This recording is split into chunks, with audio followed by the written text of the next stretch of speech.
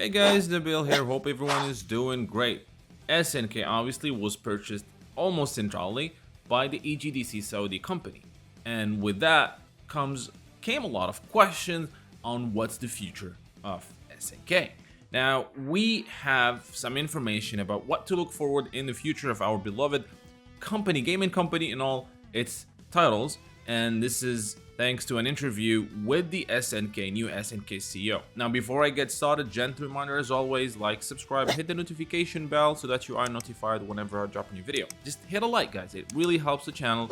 Don't forget to follow me on Twitter. Link is in the description below. Now, let's talk about the future of SNK. Now, you probably know this, but SNK's had a new CEO a couple of years ago now, almost a year and a half. And the CEO is Kenji Matsubara.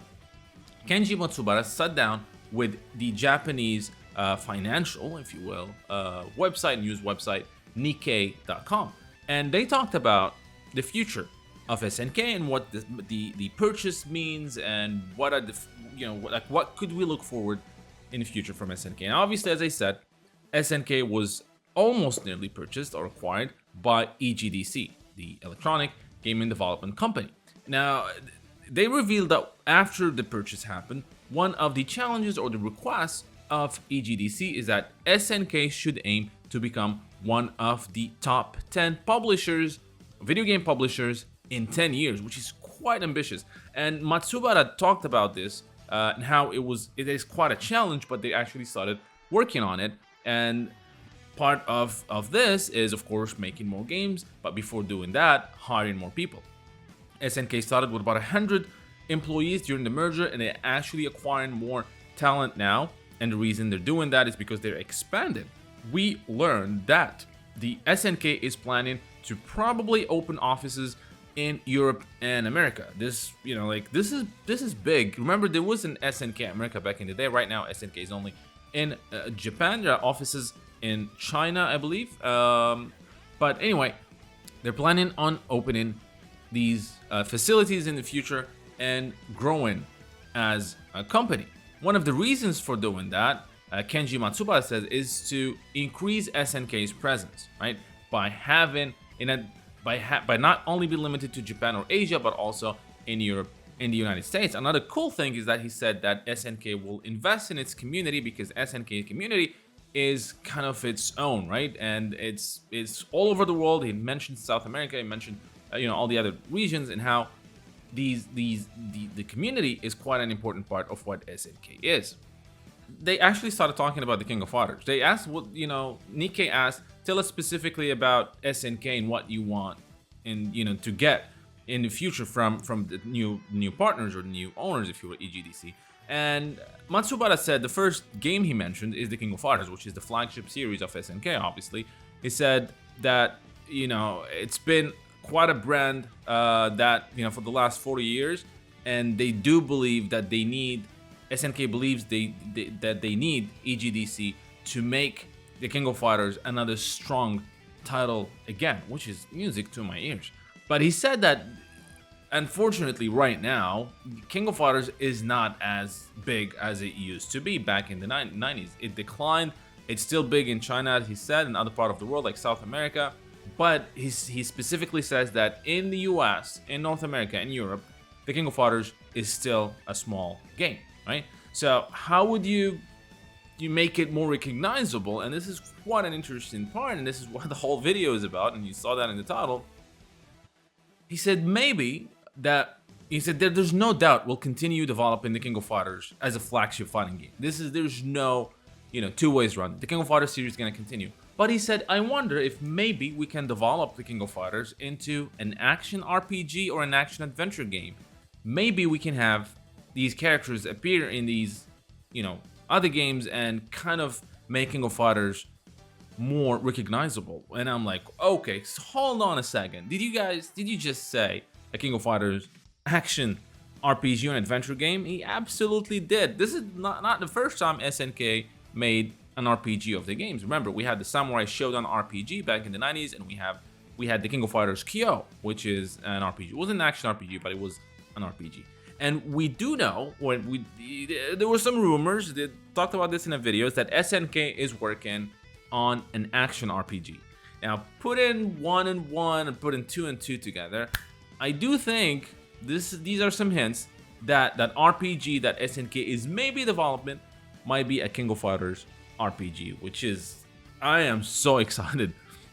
I'm not sure what to expect, honestly, because this is crazy and this is exciting, and it's kind of needed for SNK to just not focus on fighting games, but keep doing the fighting games, and as they grow, you know, create and work on other types of games, other genres.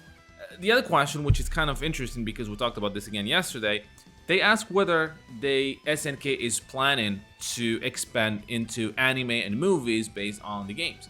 And he kind of said that it's quite a common thing to evolve from games into, you know, to the titles to evolve into anime.